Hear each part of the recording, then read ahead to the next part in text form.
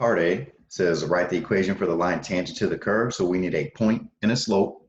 And so they give us the point is the -1, 1. And then to get your slope, you know that means you got to take that point and you need to plug that into your derivative. And your derivative is this guy right here. So plug in the 1 for the y, plug the -1 in place for the x. So just be really careful with your arithmetic. Once you get your slope, do your point slope form, boom, there's the equation of the tangent line. Letter B, it says find the coordinates at all the points on the curve at which the line tangent to the curve is vertical. All right, so if the line tangent to the curve is vertical, you know vertical lines have they don't have a slope. The slope is undefined. And so if the slope is undefined, that means your derivative is undefined, okay? And if your derivative is undefined, that's where the bottom is equal to 0. So I simply went to the bottom of that derivative, set that denominator equal to 0, and I got this x equals y squared. Now, since they said these points are on the actual curve, you know, you're finding points on that original curve right there. So once I obtained that x equals 3y squared, I then took that x and I just did a substitution right there into that original function. Gave me the equation with y's in it, saw that equation for the y, got the y was a -1. And then once you get that y value, you can plug it back into either one of your original equations. I think I plugged it back in right here, got the x was 3.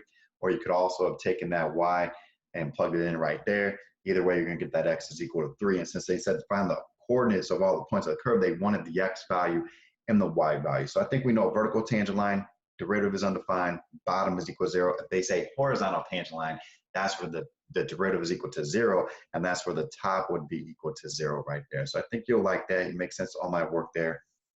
And then the last part says find the second derivative when their x and y are equal to that. So you're going to take the derivative of this, which means you need to do your quotient rule. You need to do the second derivative. So you're going to go denominator times the derivative of the numerator minus the numerator times the derivative of the denominator all over the denominator squared.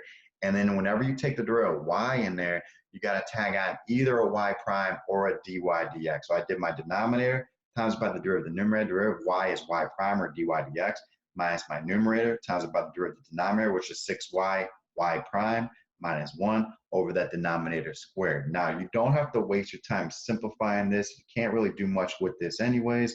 And so it says at the point, -1, 1. So which means once you do your derivative, the whole key is doing your quotient rule properly and remember to tag on your y prime. So you'll get some credit for that.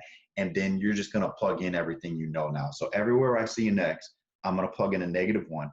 Everywhere I see a y, I'm going to plug in a +1.